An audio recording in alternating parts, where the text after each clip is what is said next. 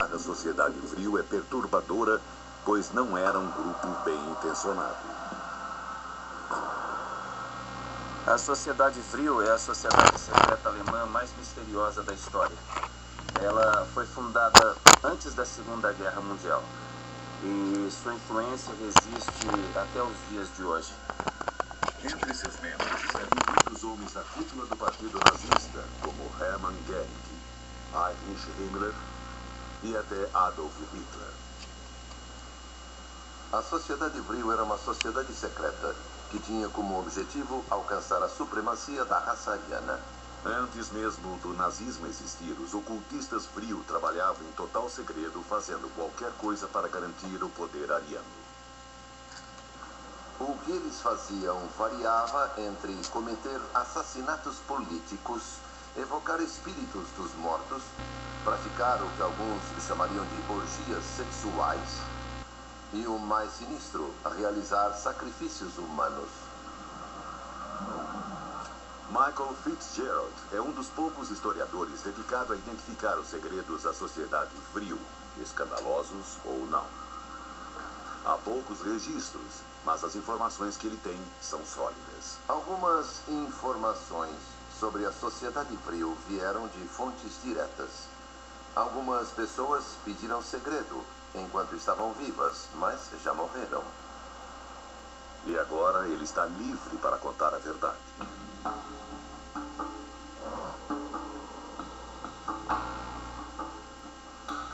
A Sociedade Vril foi um grupo fundado no fim da Primeira Guerra Mundial e incluía muitas pessoas que se tornariam membros importantes do Partido Nazista.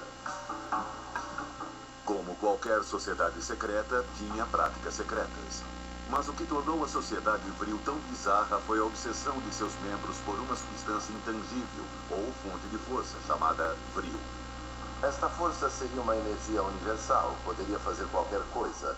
Todas as correntes da doença e da cura estariam dentro dela. Seria similar, em muitos aspectos, ao conceito indiano de prana ou ao conceito chinês de chi. O Chi é a energia vital que há em todos nós. A Sociedade Vril acreditava que seus membros podiam acessar essa energia. Eles acreditavam que a energia Vril poderia ser usada para obter poder material. Então procuravam loucamente por esta força Vril. Del Pymans dedicou 25 anos de sua vida na Holanda à descoberta da verdade sobre a Sociedade Vril. Minha pesquisa mostrou que certos órgãos da Alemanha nazista procuravam freneticamente por esta nova energia. Para conseguir esse poder sobrenatural, seriam necessários esforços sobrenaturais. Eles procuravam o poder do Vril através de diferentes meios. Um deles era a prática da meditação, que era a base da maior parte das atividades desse grupo. Mas não meditavam para obter paz interior. Teoricamente, eles praticavam essas técnicas de meditação para tentar incorporar a força do Vril neles mesmos. Mas se esta era uma força que tinha o potencial para dominar o mundo, esses homens não iriam além da meditação esotérica para obtê-la? Eles também estavam muito envolvidos no que se poderia chamar de magia sexual. Há uma longa história de magia sexual que remete às bruxas. As bruxas usavam poderes sexuais. Isso não é novo.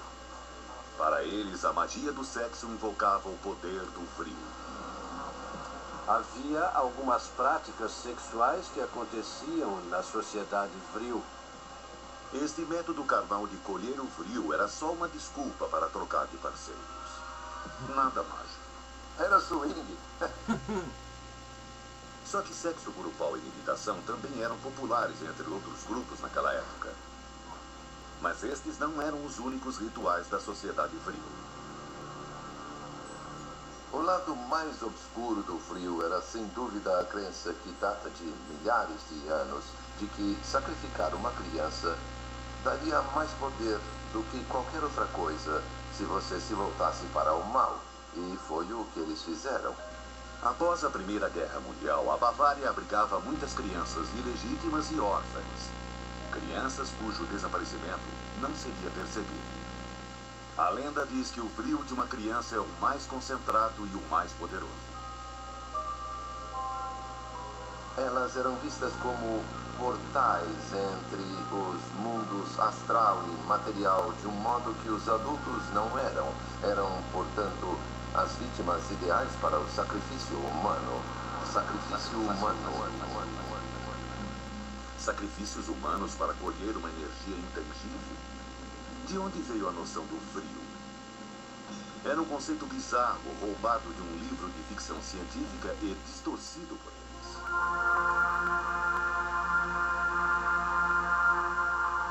O conceito do frio foi tornado público em 1871 no livro The Coming Race, ou A Raça do Futuro, de Edward Bulwer Lytton. No livro, ele descreve uma raça secreta chamada Vrilya.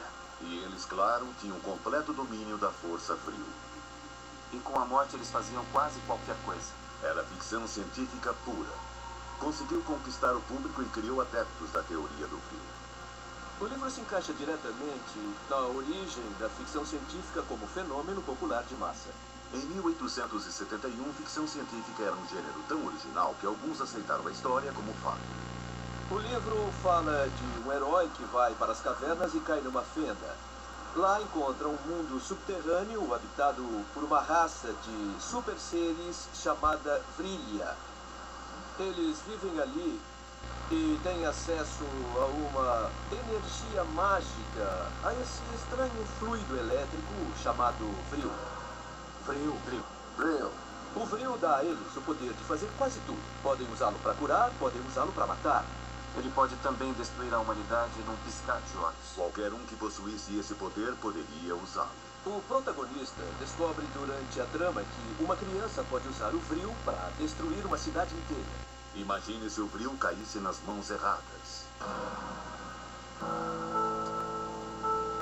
Será que aquela época de loucura, obsessão e horror foi baseada numa ideia retirada de um livro de ficção científica?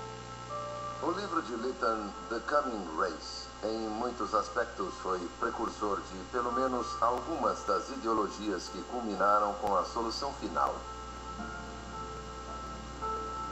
E esses direitos superiores eram explicitamente ligados no livro às raças arianas, sabe, de se manifestar e controlar. Isso causou um grande impacto na Europa em particular. Após a devastação sofrida na Primeira Guerra Mundial, os alemães queriam muito se sentir associados a uma raça superior. Talvez ninguém acreditasse que essa ficção científica fosse apenas ficção.